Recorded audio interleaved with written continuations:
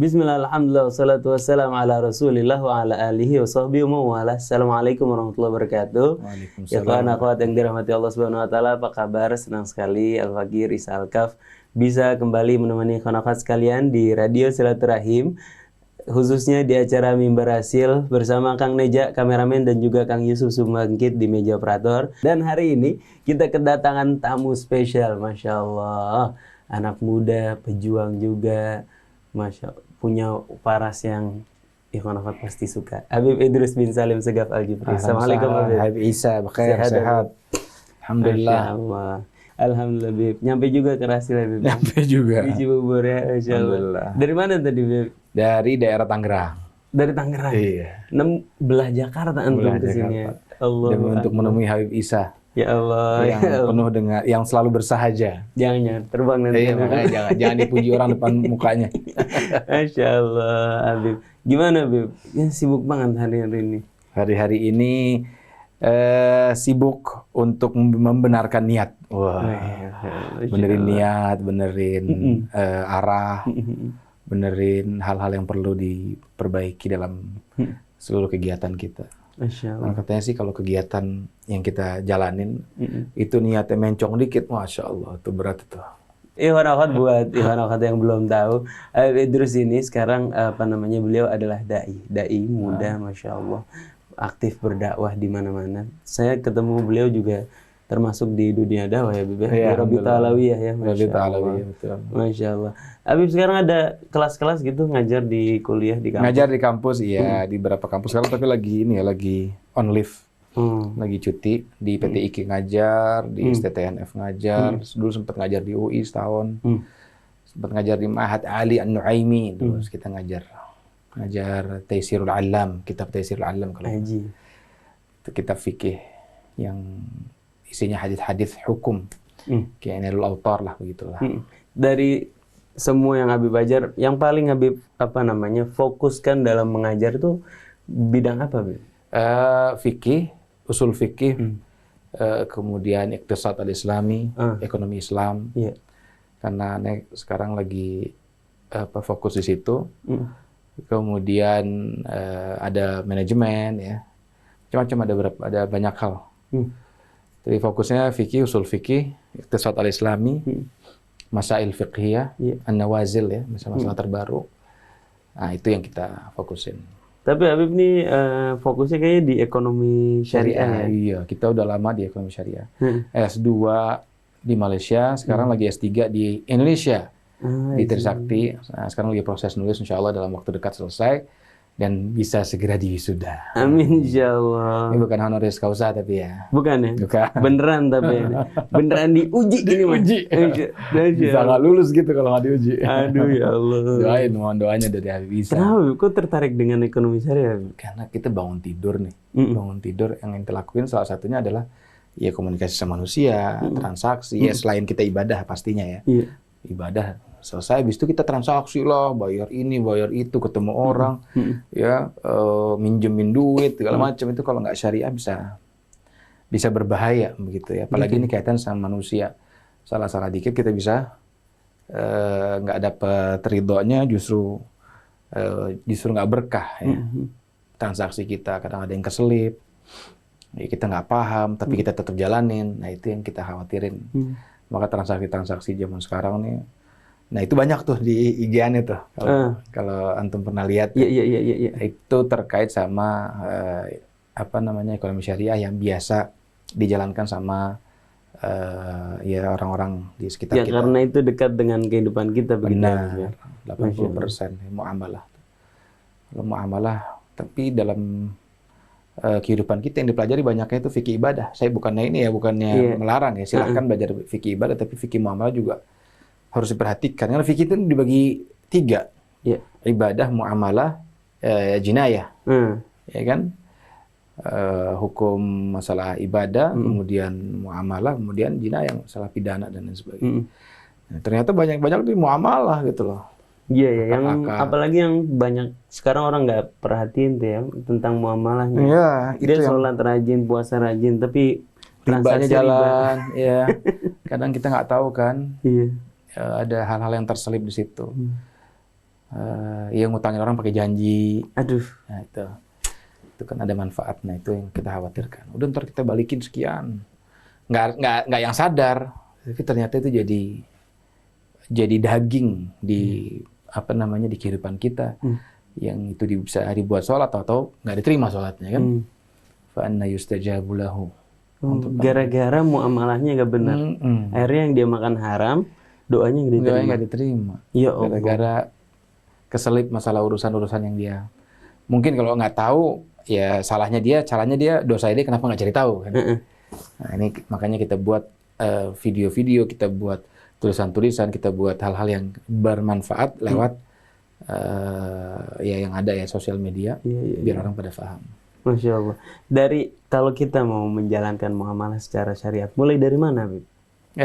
Pemahaman dulu dari awal tentang muamalah yang benar itu seperti apa. Karena al-aslu fil muamalah al-ibahah hatta yadulla dalil ala tahrimiha. Asalnya muamalah itu adalah dibolehkan sampai ada dalil yang mengharamkannya. Nah, tapi kan kita nggak tahu dalil yang mengharamkannya itu apa kan? Oke. Kalau ibadah al-aslu fil ibadah al-haram hatta yadulla dalil ada ibahatiha. Asalnya ibadah semuanya haram sampai ada dalil yang menghalalkannya. Ya, terus sembahyang, sholat, tar dulu apa dalilnya di sholatnya? Nah, itu yang kemudian kita fokuskan muamalah. Antum sendiri rasa tiap hari kan banyak tuh berurusan sama yang namanya ya bermuamalah dengan manusia ya, dari manusia yang ya sifatnya nggak mengerti tentang hukum, tapi pengennya dijalanin hukum yang dia inginkan, tapi ternyata ujung-ujungnya itu nggak berkah, nggak halal, nggak. Apa Bib yang paling sering terjadi yang orang tuh nggak sadar bahwa itu tuh haram? Karena kan kalau kita nggak sadar kan kita berarti makan yang haram, dan tadi kalau kata Habib doa kita sebenarnya iya kayak afwan ya, ini bukan kita tidak memperbolehkan masalah bank konvensional ya. Iya. Kalau kita melihat bank konvensional iya ini masalah kecil lah, tapi banyak yang sering kita lewatkan di sini. Saya pernah dengar tuh dulu tuh ada orang yang mengatakan bank syariah sama aja sama bank konvensional. Saya bilang sebelah mananya yang sama? Iya kan, beda. Semacam kayak antum bilang hubungan suami istri itu sebenarnya hubungannya sama, tapi yang membedakan adalah apa? Akadnya kan? Sama zina. Iya. Apa akadnya? Iya betul. Ada akad di situ. Ya kita tidak mengatakan semuanya itu seperti itu, tapi kurang lebih seperti itu gitu.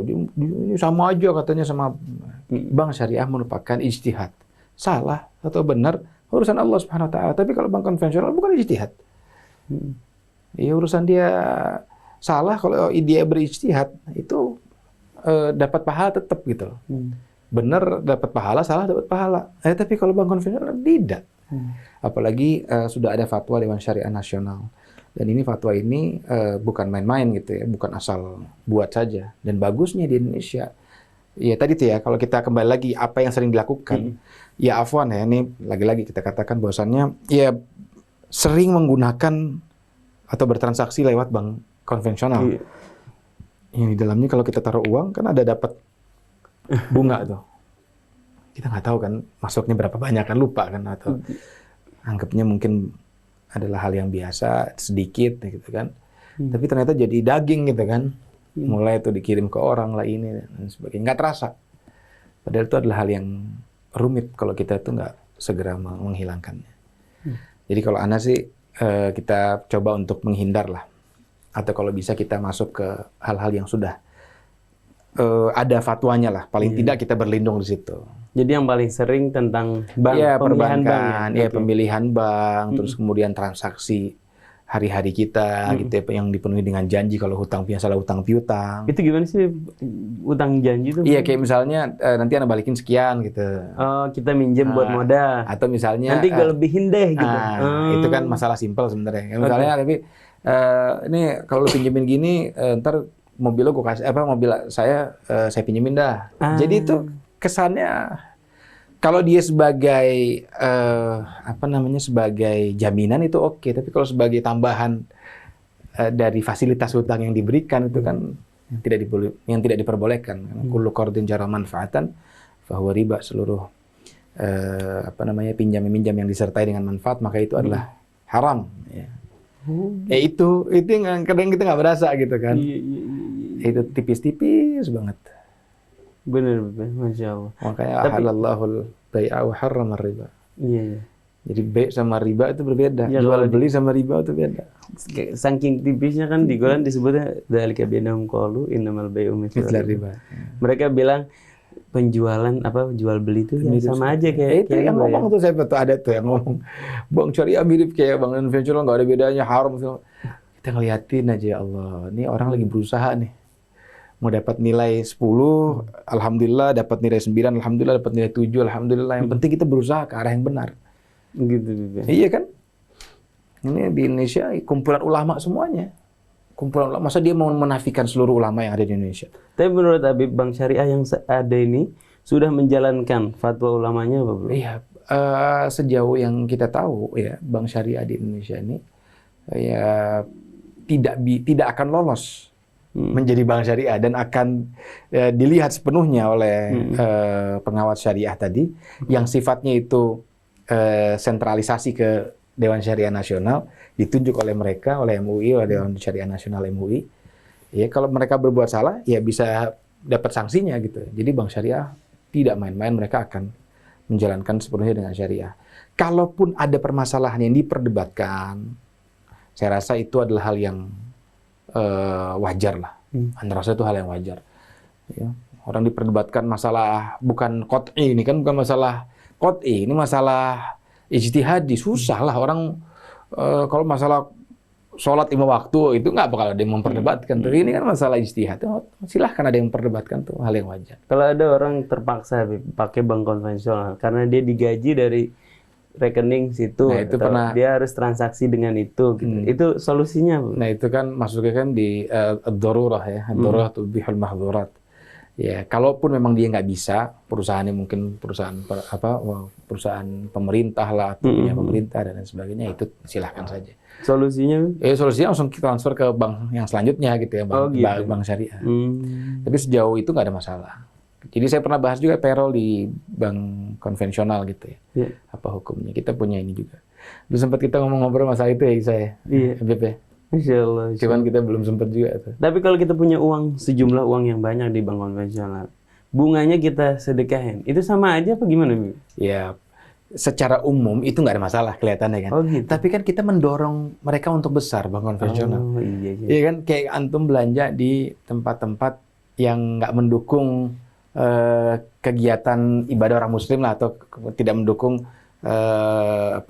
ekonomi orang-orang Islam lah. Oke. Benar kan? Seperti itulah modelnya. Yang sebenarnya nggak ada masalah juga, cuman kan mendingan kita gedein yang ini gitu loh. Toh sama aja kan.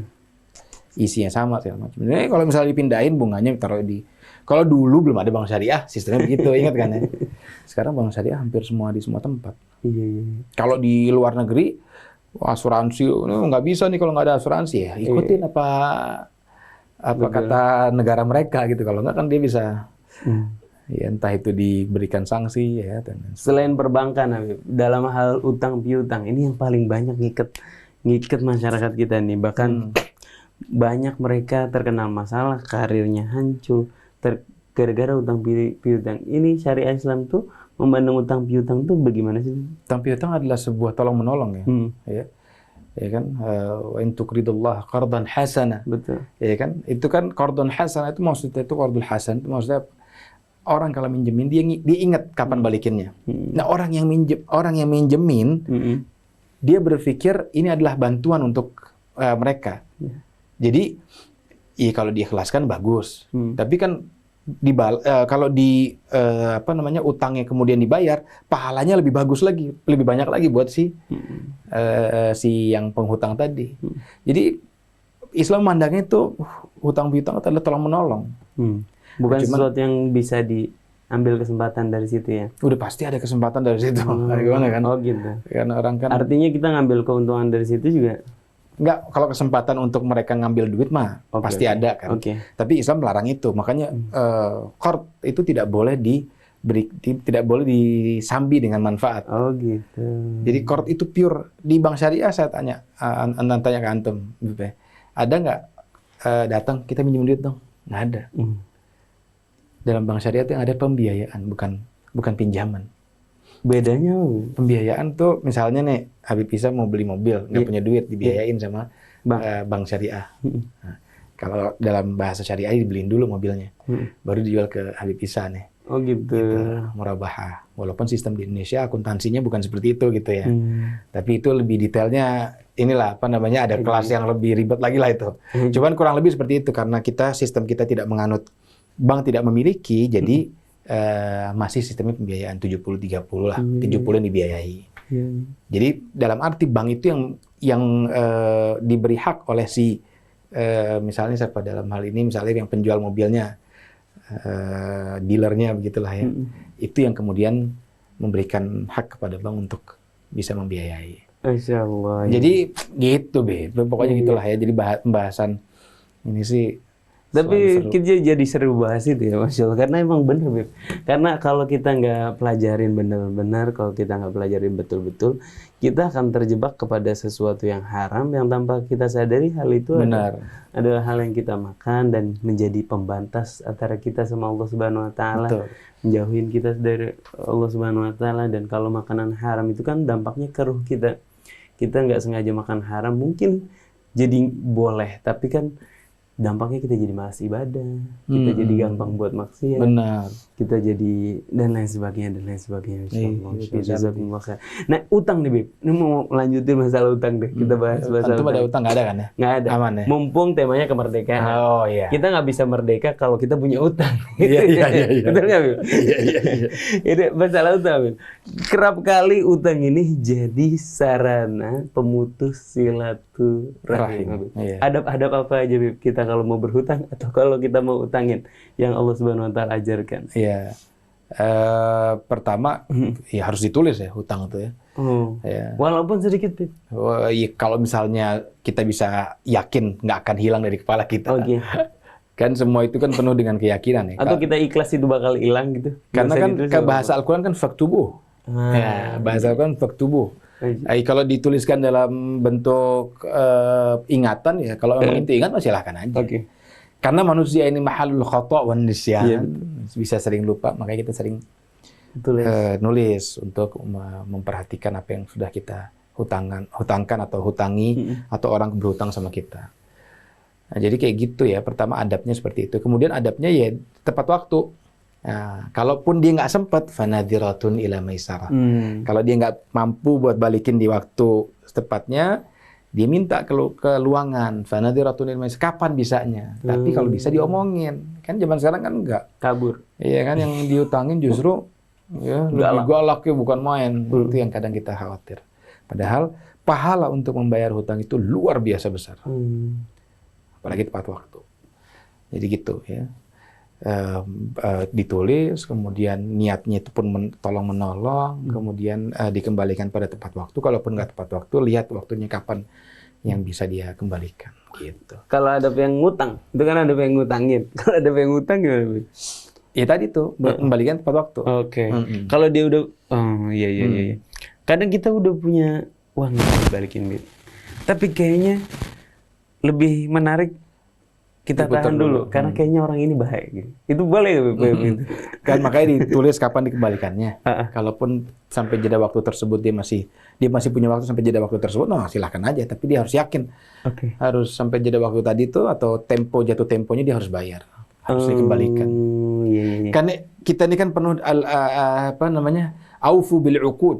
Iya, kan? betul. Kita diminta sama Allah Subhanahu wa taala untuk menunaikan janji kita, perjanjian kita, itu kan diminta sama Allah. Kalau kita yakin janji kita akan tertunaikan dengan masih bisa dipakai dulu, putar dulu, masih jatuh tempo, silahkan aja kalau kita yakin tepat waktu masih menunaikannya. Gitu, Beb. Ya Allah, benar-benar. Kayaknya kedatangan ke sini itu bukan itu deh, bisa deh. Kan ngomongin itu deh. Tapi tadi ngeliat background Habib, ada jadi tertarik bahas masalah itu karena itu jadi masalah besar di Indonesia. Pertama, Habib, kita nemuin di satu daerah di Indonesia angka perceraian, gugatan cerai dari istri sampai 1000. Dari 1000 pasangan. Istri yang menggugat. Gugatan cerai dari suami dalam waktu sebulan loh, Beb. 365. Di satu desa, Di satu kota. Satu kota yang populasinya? Yang populasinya, wallahu alam, cuman ini daerah. Di daerah. Rata-rata, menurut survei yang kita baca, karena ekonomi, karena nggak kuat bayar kebutuhan istrinya. Si suami ngakunya, dari survei itu ngakunya, kenapa ngegugat cerai? Istri saya terlalu banyak menuntut.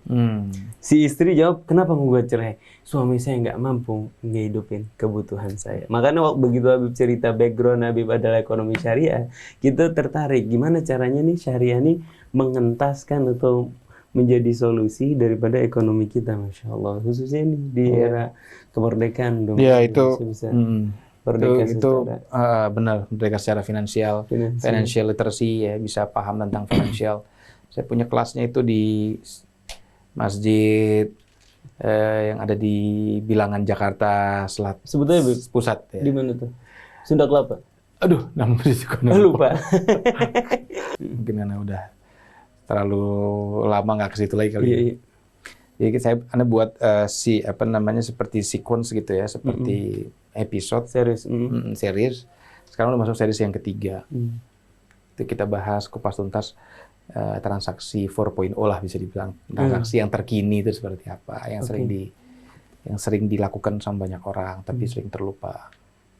Gitu. Masya Allah, Masya Allah. Kalau yang tadi itu angka perceraian itu karena si suami atau si istri tadi nggak memahami tentang nafkah suami ke istri itu seperti apa. Yang wajibnya ya. Terus si istri tadi itu harus seperti apa, melihat keadaan suaminya. Jadi ya pinter-pinternya mereka lah untuk jadi pasangan yang terbaik lah. Itu baru dari satu sudut perceraian.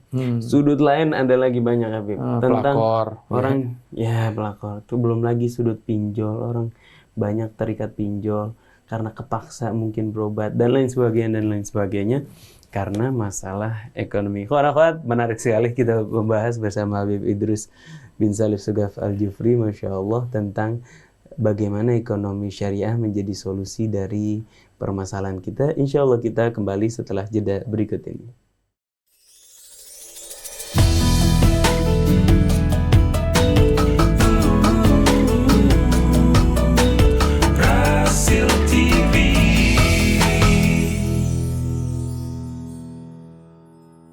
Bismillah, alhamdulillah, salatu wassalamu ala rasulillah. Kembali lagi Khonaqat bersama Al-Faqir Isa Al-Kaf. Masih bersama Habib Idrus bin Salim Segaf Al-Jufri, Masya Allah. Ya Khonaqat, kalau lihat YouTube-nya, buat yang dengerin radio, klik link yang disebar dari tab Rasil TV. Lihat wajahnya Habib Idrus, Masya Allah, ganteng betul. Masya Allah. Habib umurnya berapa? Sama kayak Bisa, lebih ganteng kayaknya. Umur 37. 37? Iya. 37, Ya Allah. Tua ya? Tapi nggak kelihatan, Bang. Kelihatan lah. Kayak 36. Kayak 38, nambah setahun. Beda setahun doang. Nggak, tapi serius. Anak kira Habib masih awal-awal 30 lah. 33 maksimal kirain. 37 ya, Habib ya? Anak pikir 37. Matanya 40 ya, mukanya. Masya Allah, Masya Allah. Dan berkah ketemu sama antum ini. Ya Allah. Dan karena kalau ngelihat wajahnya insya Allah familiar Habib Idrus ini, Masya Allah. Termasuk ini ya, Masya aktif berkontribusi di masyarakat juga, Masya Allah. Dakwahnya itu di Tangerang banyak, Beb. Tapi majelis di Tangerang ada berapa? Nggak bisa dihitung secara ini karena semua majelis bisa datangin di situ. Karena ya itu tadi lah ya. Ada banyak yang Beb? Banyak, alhamdulillah. Masya Allah. Banyak, alhamdulillah. Ya Allah, Masya Allah. Ya berkahnya ketemu sama habaib, sama para kiai ulama. Ya Allah, Beb. Beb, ini kan kita udah mau kemerdekaan, Beb. Masya Allah. Udah lewat sih. Ini tayang udah lewat. Kemarin, 17 Agustus 1945. Ini kita lihat semangat kemerdekaan luar biasa di Indonesia kemarin. Orang-orang berlomba-lomba mengekspresikan kebebasan yang mereka peroleh, Beb. Menurut Habib, kalau tadi pagi nih, Ana dengar cerita dari Umi Ana sendiri, Mama sedih kalau tanggal 17 Agustus nih. Kenapa, Ma? perasaan dulu Mama dengar perjuangan Indonesia diperjuangin sama ulama, sama santri, sama mereka pahlawan yang berjuang dari berbagai macam agama. Tapi sekarang negerinya jadi kayak begini, Beb. Maklum orang tua emang begitu. Menurut Habib, Indonesia nih tingkat kemerdekaannya sudah sejauh apa, Beb? Mungkin patokan dari anak nggak bisa dipakai sama semua orang. Oke. Tapi paling tidak, ketika harga-harga itu tinggi, saya nggak melihat ada kebebasan, mereka ada kemerdekaan di situ. Harga gas naik, harga BBM sudah sejak lama naik, sembako udah menjerit, beras sekarang naik, na'udzubillah.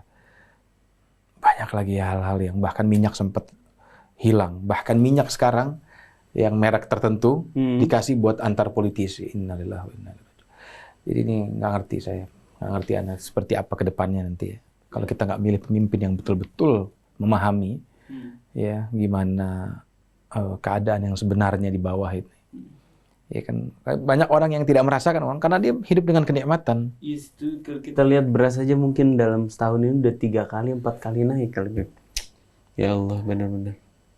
Kalau ini semua dianggap hal yang biasa, mungkin ada yang salah dalam berpikir kita. Di mana-mana harusnya ya harga semuanya paling tidak stabil lah. Karena itu kita tidak bisa membandingkan ya negara lain ya, nggak bisa saya membandingkan negara lain.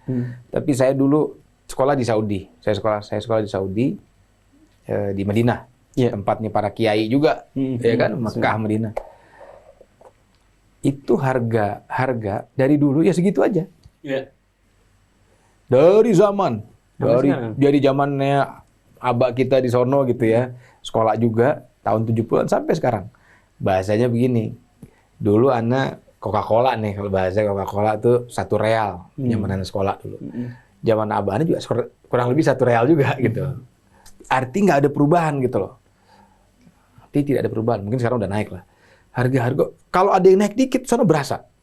Karena pemasukannya nggak sebesar ya manusia pada umumnya gitu loh. Ya masukan ada besar, cuman kan dengan pengeluaran yang besar jadi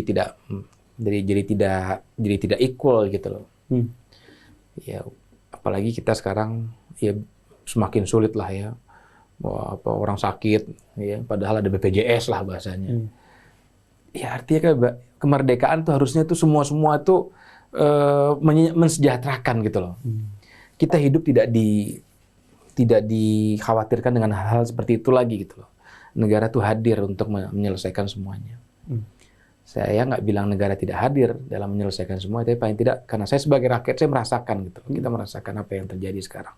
Listrik naik, ya kemudian ya terasa gitu ihtikak atau gesekannya antar satu kubu dengan kubu yang lainnya.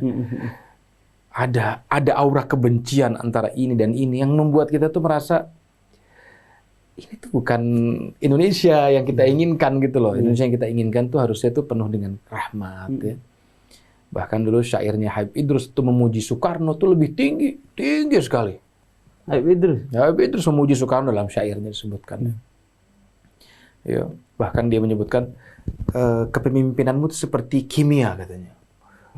Kekuasaanmu itu seperti kimia. Maksudnya bisa membuat orang itu jadi negeri itu jadi nikmat, menyatu betul-betul. Nah, itu yang disebutkan bahkan para habaib muji perjuangannya para pendahulu kita yang memperjuangkan Indonesia. Ya walaupun setelah itu banyak hal yang kemudian masih kurang sana sini, itu adalah hal yang biasa. Tapi kita lihat negara-negara sahabat itu yang merdekanya kurang lebih sama lah. Ya bagaimana kemudian mereka maju sekali negaranya, ya kita maju. Tapi rakyatnya itu yang harus kita perhatikan gitu loh. Ya, kalau rakyatnya itu masih ada keluhan, ya, masih banyak yang mengeluh tentang harga-harga. Itu perlu dievaluasi lagi gitu loh.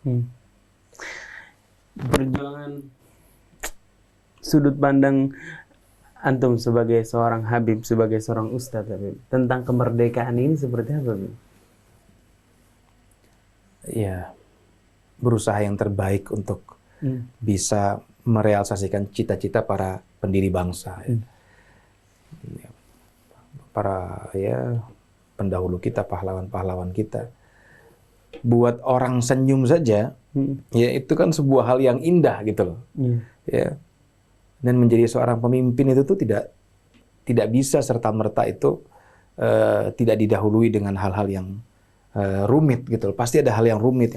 Tapi dengan kerumitan ini, dengan pengalaman tadi, ya seorang pemimpin tadi terasah kemudian bisa dapat ya memimpin bangsa ini dengan brilian gitu ya, dengan sangat indah. Ya kalau kemerdekaan itu diisi dengan hanya hura-hura ya, hanya ya event-event yang sifatnya hanya pagelaran saja, mungkin sesaat kita merasa seperti orang yang betul, ya, yang bangga. Bahagia, bangga merdeka. Betul. Tapi setelah itu apa yang harus kita jalankan untuk negeri kita ini? Kalau Al-Faqir pengen tadi itu ya, khairun nas anfa'uhum linnas. Sebaik-baik manusia adalah yang paling baik untuk manusia yang lain. Kalau kita mampu membahagiakan atau mampu bermanfaat untuk manusia yang lebih luas lagi, kenapa tidak dicoba? Oke. Ya, kalau kita mampu hanya di sebagian tempat, ya silahkan. Naik level selanjutnya untuk apa? Bukan untuk diri kita. Makanya saya selalu tanya.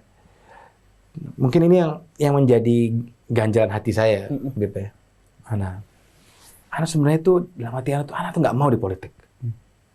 Kalau boleh jujur gitu ya. Ngapain gitu di politik gitu ya? Ribet dengan urusan ini, urusan itu. Mendingan kita ngajar aja udah. Tapi antum bayangkan kalau semua orang berpikiran seperti itu gitu loh. Terus siapa yang mau bangun negeri ini gitu? Siapa yang mau ikut andil? Masa orangnya dia lagi gitu? Masa kita harus berpangku tangan dengan keadaan? Ini yang kemudian membuat anak itu jadi berpikir ulang. Iya juga ya. Ya harus ada orang yang berkorban. Toh kita di dunia ini juga isinya pengorbanan gitu loh. Karena dunia itu bukan tempat buat nikmat, ya, bukan tempat buat duduk-duduk, tempat buat majelis, buat bergerak terus. Tempat buat bergerak, tempat buat mengambil. Ya boleh lah majelis sekali-kali dimakan bawah pohon ya, menikmati es kelapa insya Allah. Masuk barang. Boleh itu ya. Tapi kan betul, tidak bukan serta-merta seperti itu gitu. Kemudian kita iya juga ya. Jadi berusaha untuk memberikan yang terbaik buat negeri, buat Indonesia ya. Itu adalah bukti nasionalisme, bukti kita ingin menjadi bagian dalam dalam kebaikan bangsa ini. Ya. Apapun yang dilakukan lah, itu jadi lebih indah kalau kita itu berbuat untuk negeri. Kita nih, Habib, peran kita sebagai umat Muslim, Habib. Apa yang harus kita lakukan untuk mempertahankan kemerdekaan atau setidaknya berkontribusi lah untuk semakin memerdekakan. Kalau tadi kan Habib bilang kita sedikit tidak merdeka dengan terkekangnya kita dengan harga-harga yang melambung tinggi itu. Peran kita, Habib, apa yang bisa kita lakukan? Kalau dari segi skop yang lebih kecil mungkin memperbaiki diri, Habib ya. Paling tidak kita punya hal yang kita banggakan lah. Bahwasanya kita semakin hari semakin baik. Ya, orang kalau harinya lebih baik daripada hari yang lalu, maka dia adalah orang yang beruntung. Orang yang kalau harinya sama seperti seperti hari yang lalu, maka dia orang merugi. Harinya lebih jelek berarti orang yang fasyil, orang yang gagal, orang yang bangkrut. Nah, kita ada di posisi yang mana? Sehari-hari kita seperti apa?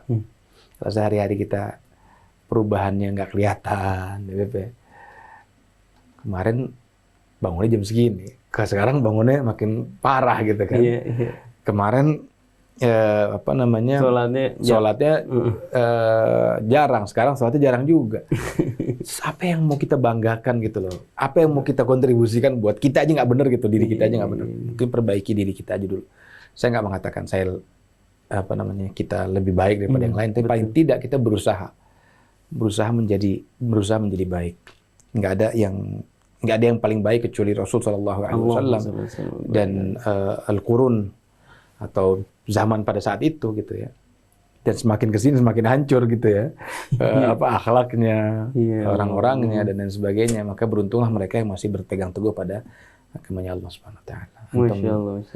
Tapi agak bingung, Beb. Sebenarnya Islam tuh memandang kemerdekaan tuh seperti apa? Karena kita kan Islam dari namanya aja udah berserah diri kepada sesuatu yang Allah Subhanahu wa taala atur.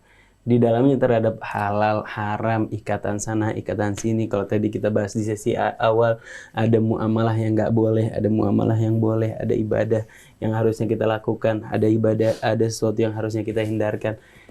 Sebenarnya Islam dan kemerdekaan itu gimana, Beb? Kan Islam itu kan gimana bisa merdeka kalau kita masih terikat dengan segala aturan itu?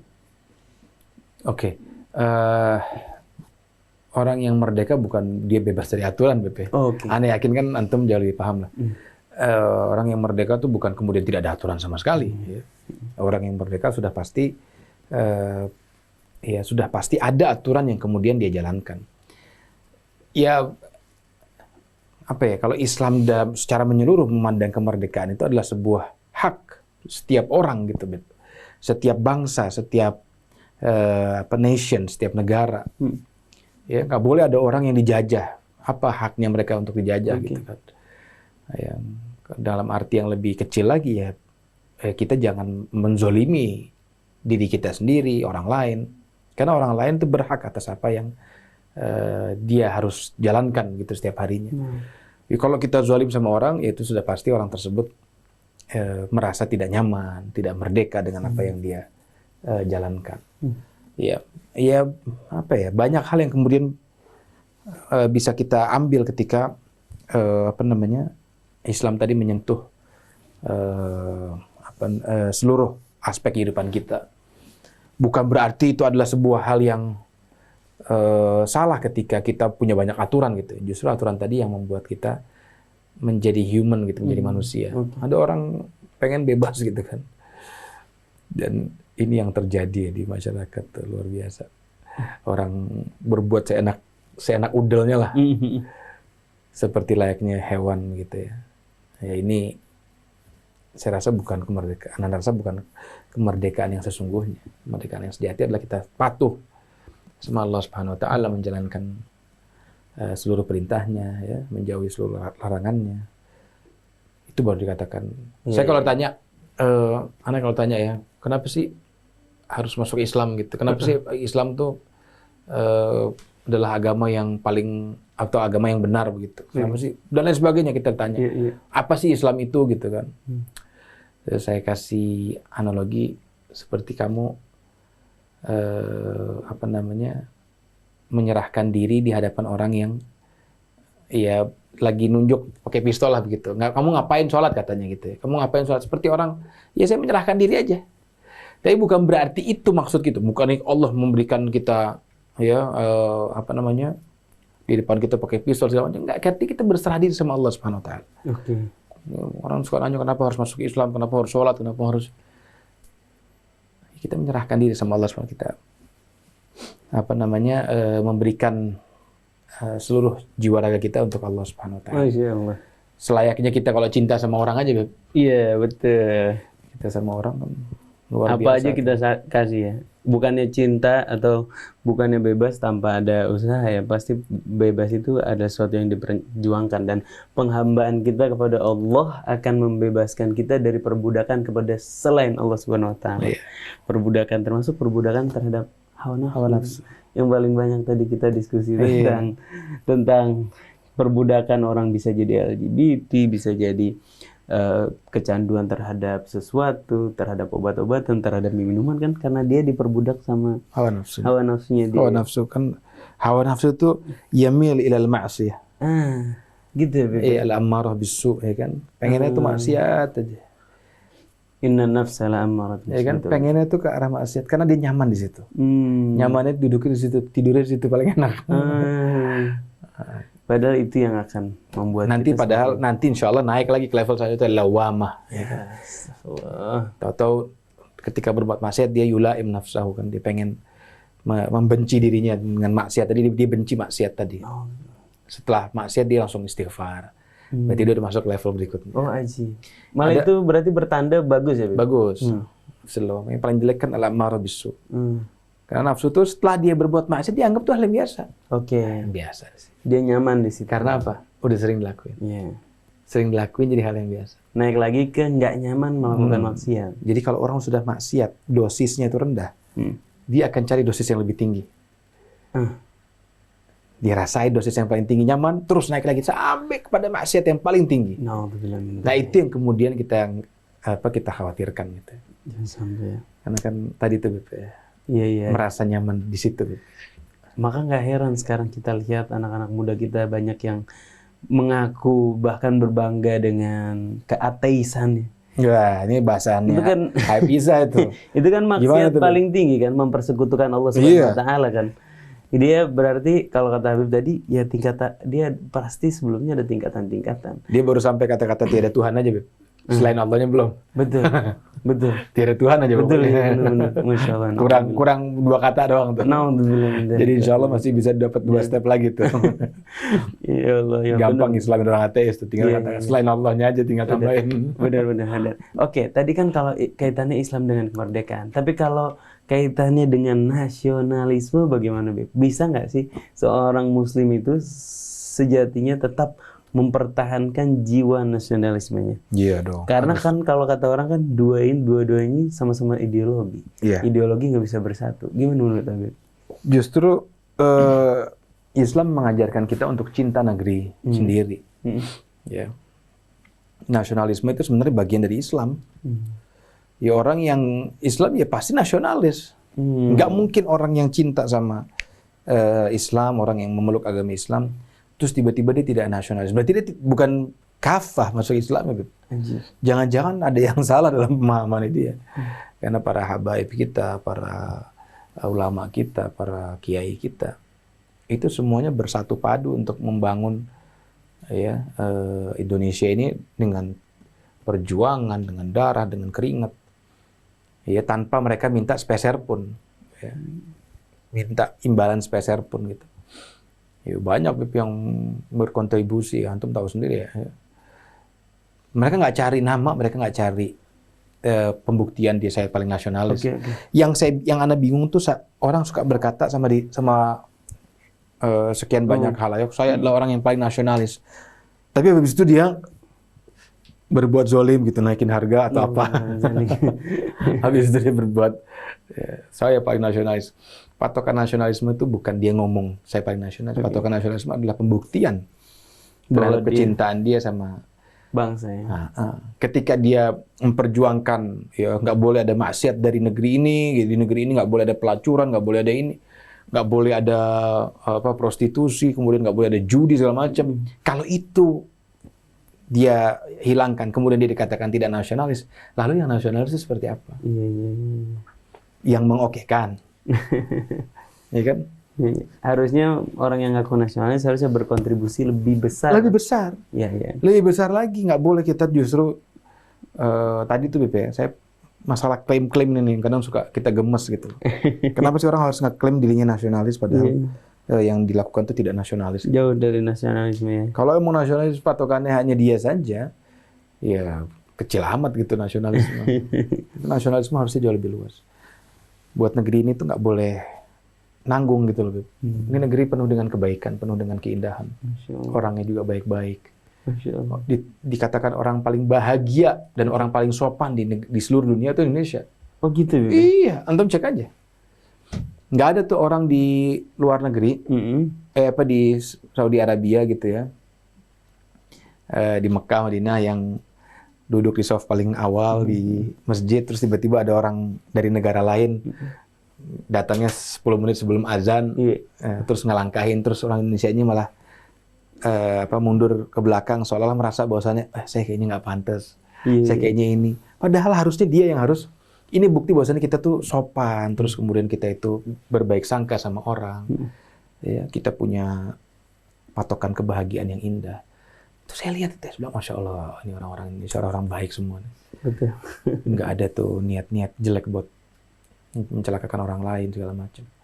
Kalaupun ada 1-2 orang yang kemudian ya berbuat nggak benar segala macam di dimanapun itulah ya, itu bagian dari oknum gitu. Tapi sebenarnya ya dengan suasana yang indah di Indonesia itu kan ya berapa puluh % itu kan maritim ya laut ya.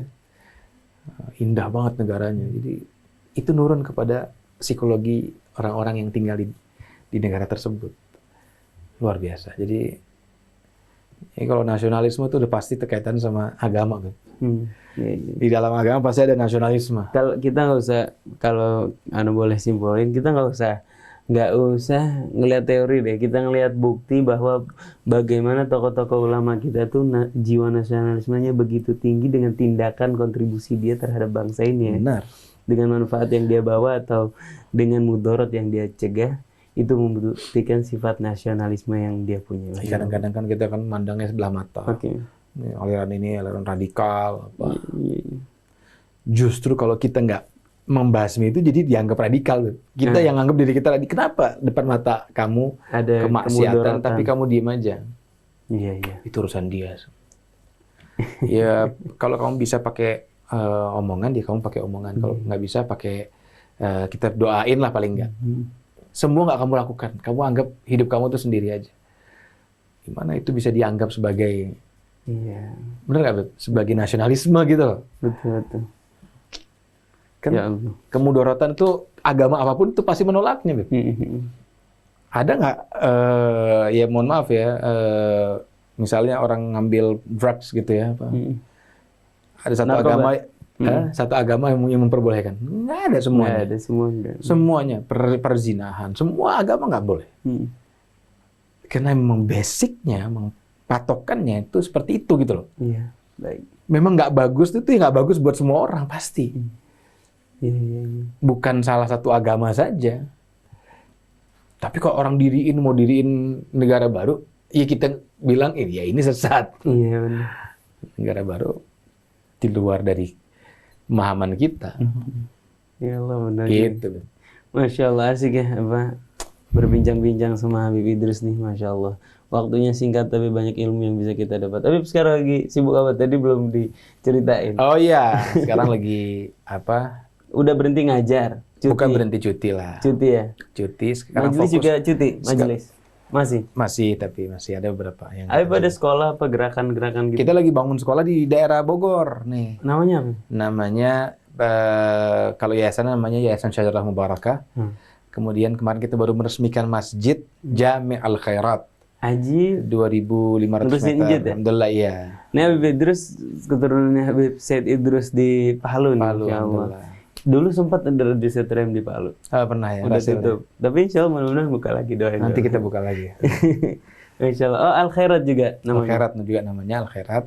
Ya, kita bangun sekolah di sana. Sama Abah? Iya, sama Abah. Kita berdua bangun sekolah kan sampai sekarang beliau juga belum punya sekolahan kan.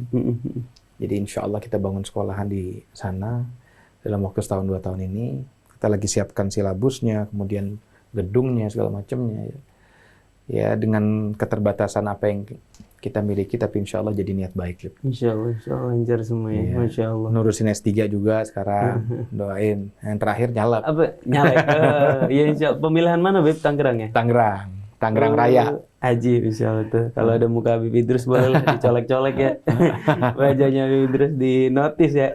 Mudah-mudahan. Insya Allah. Banyak warga Tangerang. Apapun, kalau Ana bilang ke orang-orang, Ana bilang saya sedang memperbaiki niat. Karena kadang yang dijalankan itu tidak sesuai sama niat yang di awal. Kita lagi jalan itu atau kayaknya enak di sini nih. Melipir dulu gitu kan. Iya benar-benar. Nah, sementara niat kita di awal adalah ya membawa ya paling tidak kita berkontribusi tadi, Beb. Kontribusi dulu lah pertama deh. Karena banyak sekali PR kita banyak banget. Ya rancangan undang-undang yang belum lolos, ya rancangan undang-undang yang lainnya. Yang udah kelewat lolos, dan nggak diumumin. Banyak juga itu. Ya, kan?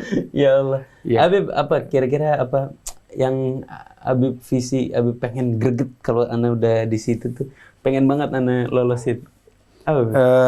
Kita tuh lagi memperjuangkan rancangan undang-undang tentang simbol agama, ya tentang perlindungan ulama, dan lain sebagainya.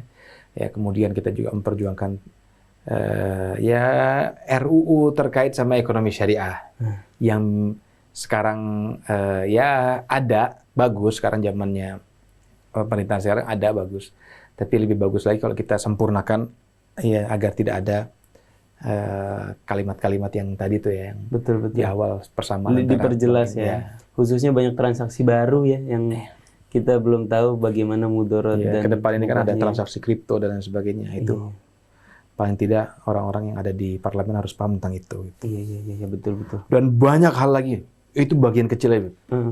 Itu bagian kecil, itu banyak hal lagi yang besar. Ya paling tidak kalau kata ya beberapa ulama ya kalau saat ini PKS punya 50 kursi begitu ya. Ini harusnya ditambah ya menjadi 2-3 kali lipat.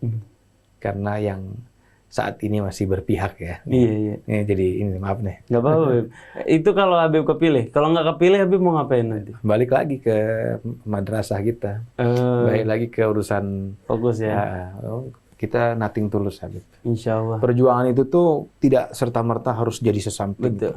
Paling tidak kita nanti ngomong di hadapan Allah, ya Allah saya sudah berjuang. Ya kan? Saya udah usaha nih mau memperjuangkan itu. Jadi udah dapat pahala niat. Harus selesai. Menggugurkan kewajiban juga. Kewajiban. Anda punya punya kesempatan, punya hal yang bisa dijalankan, kenapa enggak? Kalau udah selesai itu, cari yang lain lagi. Kalau udah nggak dapet, fansop, cari yang lain lagi. Banyak urusan kita. Usaha milih Habib juga. Kalau udah pilih ya udahlah, selain ke Allah Subhanahu wa taala. Nggak usah pusing gitu. Kayak gini dipilih nggak dipilih urusan Allah. Di mana kita ditempatin, di situ kita berjuang. Insyaallah. Nggak usah pusing sama kayak begini-gini dunia. Ya Allah. Dunia sah.